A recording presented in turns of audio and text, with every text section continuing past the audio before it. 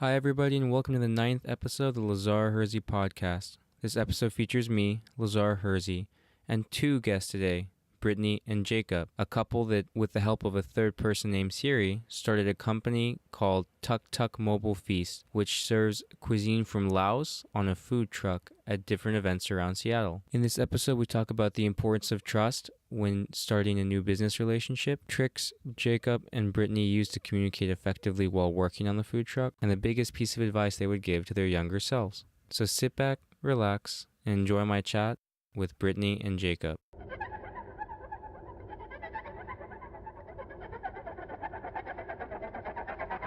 Welcome to the Lazare Hersey podcast, a place where I talk to exceptional individuals who have found their flow.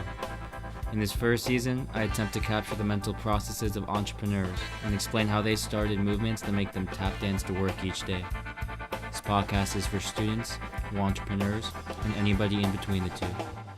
What were the reasons behind wanting to start your own food truck as opposed to working at another company? I don't know. I think it's always been Siri's dream with the truck. She's had it sitting in her driveway for the past 10 years. She's never had the time to get it going. I've always known it's there and thought it would be really exciting to start a food truck business. So after years of hounding her, she finally caved, and we went through the process of just doing it on the side part-time, and then we just gradually fell in love with it. And as we kind of built a following, we decided that we had enough business coming in where we could actually make the jump and do it for ourselves. During that jump, did you feel like there was any risk or possibility of failure? Or did you make it a gradual thing? Yeah? There's tons of risk. It's always a risk, but we try to do it in baby steps. And once we finally had our commissary kitchen locked down, we got the permit approved for South Lake Union for lunch, which is a pretty good deal. It's a calculated risk, right? It's less of a risk than just making the full jump without all that stuff lined up. Do you ask yourself certain questions or have certain mental checklists to ascertain whether a risk is even in the ballpark of being possible to take? There's been a lot of conversation of, can we afford it? Siri's husband works full-time and I still work full-time salaried job. That was part of it, of making sure that there's kind of still that stability, but just definitely a lot of conversation and thought into how many times we have to go out, the type of sales that we have to hit in order to pay a certain amount, and where we need to go in order to do that. There's definitely, not necessarily a checklist, but a lot of conversations and thoughts have gone into it. It sounds very difficult to start this kind of thing. Has it had an impact on personal relationships with family and friends? Not necessarily. I think we've all been workaholics in general, and the family's used to that. Her daughters help out on the truck, and I help out a lot, and our closest friends typically work on the truck during festivals, so it's actually been kind of cool in that way. Both of our families have come out. My extended family from California and Phoenix have been up and come on the truck during festivals to come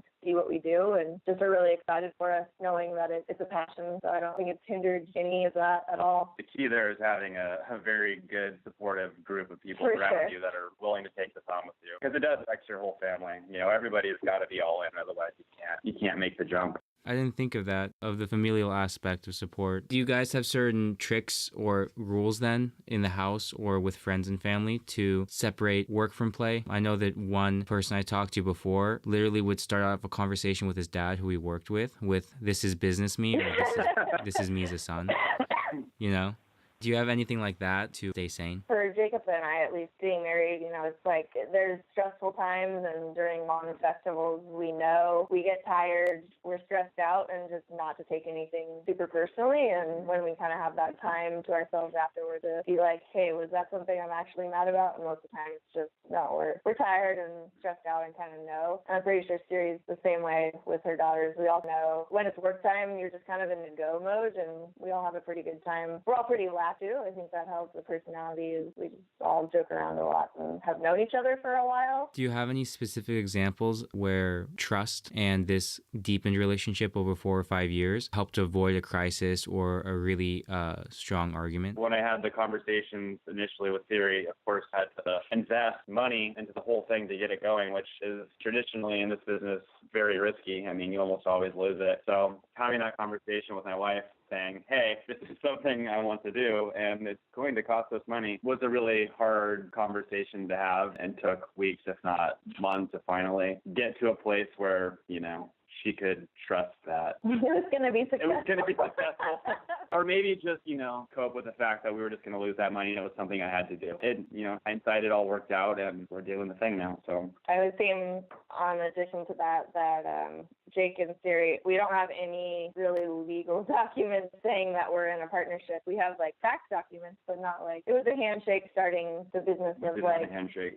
Just the trust that we're not in it to do this for a little bit and then say, never mind, I don't want to. Something I want to ask you now, Britnee, how do you win you over? How do you warm you to the idea of doing this food truck business? I think he's an amazing chef, and anything that he puts his mind to, he's very successful at. So I think the initial, hey, I want to be on my own and do my own business is scary to think about, but then after a while, just knowing we're going to make it work, and we have, and having the faith of our relationship. It almost sounds like a compulsion, Jacob, that you needed to take this next step in your professional journey. Where did that inspiration come from? I mean, it's almost masochism a lot of the time, right?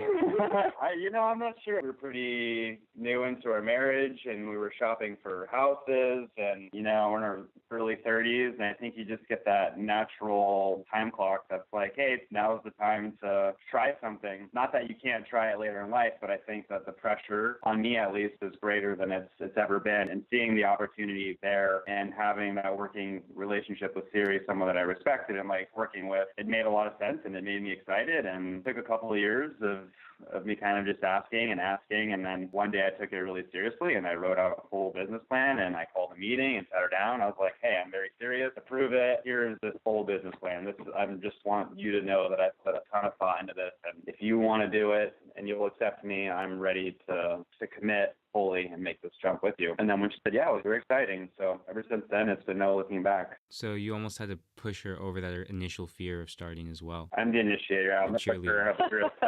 That's definitely one of my roles. What actions or experiences in your 20s do you think set you up to be prepared to take this next step in your 30s? Maybe it was just 10 years of being in the restaurant industry and kitchen. It's my passion, but you're also kind of trapped in it. And I've had kitchen manager jobs before, and they're good and fine, and they'll always be there, but you're always kind of wondering, what else is possible? What am I capable of? What can I do? And you don't get a lot of opportunities in this industry to do that and make that jump. So for me, it's just, let's see how far we can go with this. Those other jobs will always be there. We learned a lot altogether. We worked with a catering company, and seeing the lengths that we could go there of doing the truck on the side and learning the little tricks of catering has helped us, I think, producing mass quantities of food for festivals. Yeah, definitely. And you learn more of the business side and the numbers. And my wife's been in operations. She's coordinated events. We've both managed restaurants together. We've kind of learned a lot of the big picture items along the way. So it just comes to the point where it's like, I think we can do this. When you're self-taught in that way, especially with the numbers, how did you guys go about filling in your knowledge gaps? Kind of a combination. Just other people that we've talked to and other truck owners have been really helpful. It's a really incredible community, and being a part of the commissary kitchen, kind of just learning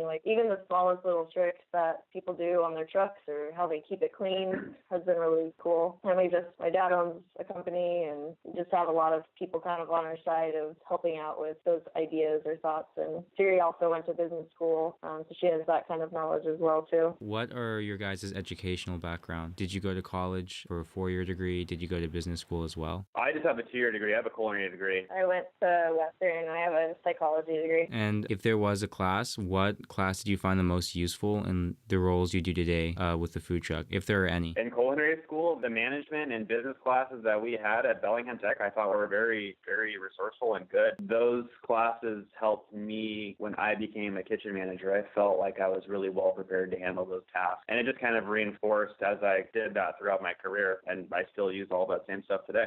Honestly, I don't think my degree filters into what I'm doing now. It's more of the fact that I went to school and had the patience and diligence is what kind of shows up, I feel like, for a lot of jobs even now. A lot of times don't end up in what you think you're going to, but it's hard for me to think about. I do event coordination currently for a catering company, and this is for me on the side, so I don't know.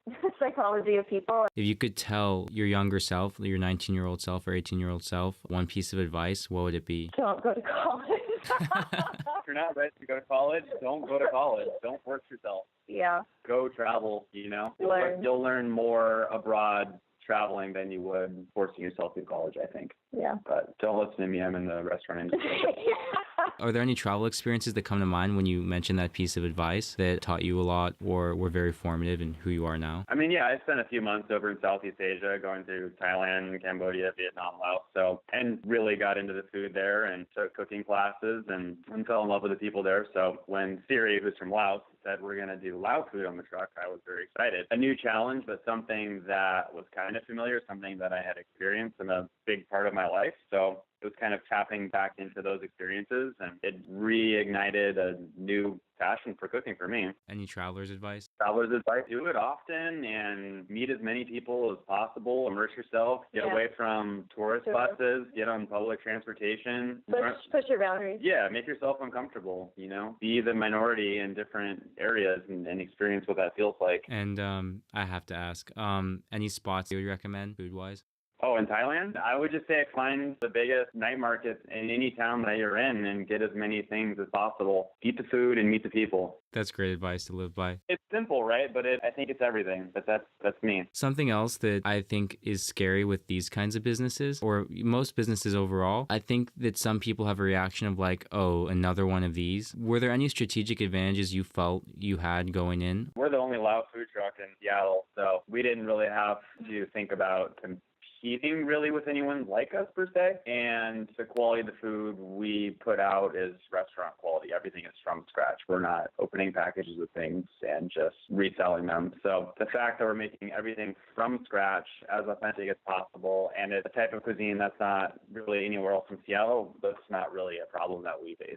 And I think that is a smart choice. I mean, I think we lucked into it because we were doing a lot of food no matter what, but if I were to make the decision again, I would strongly consider choosing something that the city doesn't already have. Does it take a weight off your chest, or does it make it easier to sell? I think it puts a little bit more pressure on, since you're the only representation. For a lot of people, most people, we're the first experience they have with Lao cuisine. So the pressure to make it accessible yet authentic is really something that's difficult for us, and we spend a lot of time tasting and talking and sharing with friends and family, and we get a lot of pushback on some things, but sometimes we have to say, well, no, this is what it's like, and we put it out there, and the results are good. I mean, people really like our food, so we're just going to keep pushing on with that and staying true to that. That's something I wanted to ask about, actually, the kind of challenges with having a food truck. What is the most difficult part of running your own food truck? Generating business. It's hard to find things and places to park that are consistent. Or don't take fees.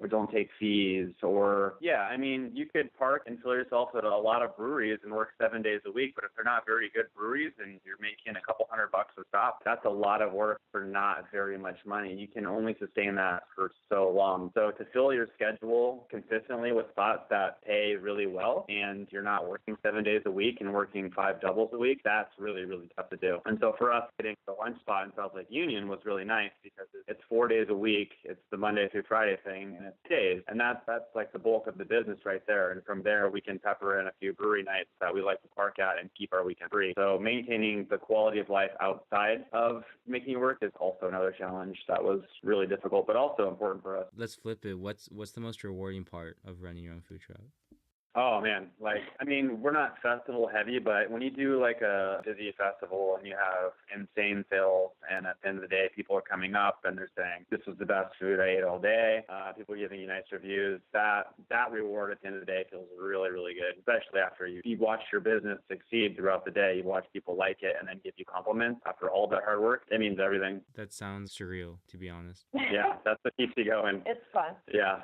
For you, Britnee, it sounds like your path was a little more zigzaggy, like mine. Were there any moments you had where you're like, okay, this is something I can definitely groove with, or was it eliminating things you didn't like? A little bit of both. I went to school for psychology, and I was going to go into teaching, but decided I wanted to not be in school for a while to see. And I worked with a homeless shelter in Bellingham, and then it was emotionally exhausting, and ended up back in restaurants. And I really enjoyed restaurants and kept with it in different forms. And I've done staffing and bar management and all that, and I like it. I slowly stopped liking the late night, but that's why I was kind of the catering and more day lifestyle. And I really liked going to school, but I think what I got out of college isn't necessarily the education that I'm using today, I guess. But I like the people that I met and the freedom that I had and the different things you learn. What did you like in particular about the restaurant industry? What drew you back in? I liked the constant chaos and kind of being able to control it in my own way. It's busy, it's different every night. People are always fun, the ones that you work with and the people that are coming in. People that usually are going out to a restaurant or doing it for a reason, they're going out to celebrate, or it's always just fun. And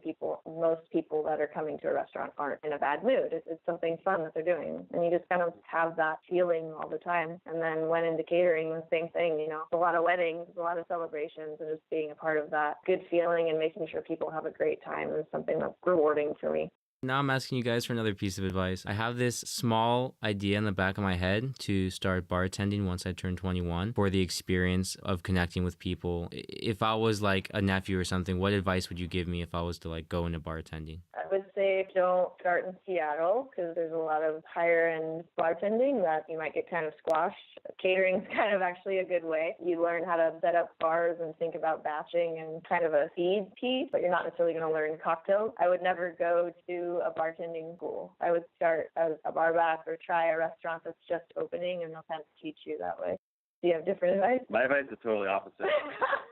I would say start bartending in Seattle and aim for the top. Aim for the best possible places. I'm serious. Bring, a good attitude and a resume and arrive at a time that's not peak hours when everybody's busy, but when everyone's kind of setting up and slow, and look to talk to managers and just tell them exactly what you want to do. Say, hey, 21, this is where I want to be. I love this place. I love the idea of kicking ass here. What can I do to get to that point? They're either going to tell you what, screw off or get experience somewhere else, or maybe they're going to take you onto the bar back and train you how to bartend. It's the same advice I would give to anyone that's new to cooking. Don't be timid. Don't be afraid of the top shelf places in the city. That's where you should start.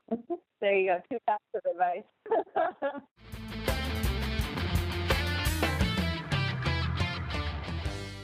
There you have it. Thank you so much for listening to my podcast this week. If you go to lazarspodcast.com, you can find show notes. In case you're having trouble typing it in, you can also Google the Lazare Hersey podcast, and it should pop right up. Cheers.